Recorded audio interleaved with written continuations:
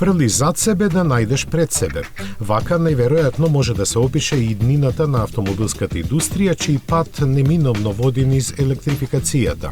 А таа е скапа. Според проценките на Форд, нивното оделение за електрични возила во 2023-та ќе оствари негативен биланс од 3 милиарди долари, сума која во идентичен износ веќе е прокнижена како загуба од 2021 и 2022 година.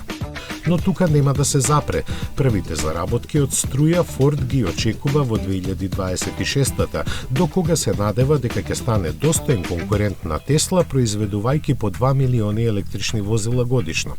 Може би звучи иронично, но сепак енормните инвестиции ќе ги овозможат токму возилата со класични мотори, кои се уште носат големи пари, а за нивениот развој се троши се помалку. Како и да е, во Форд се уверени дека целосно електричната иднина не е толку далеку како што сега изгледа.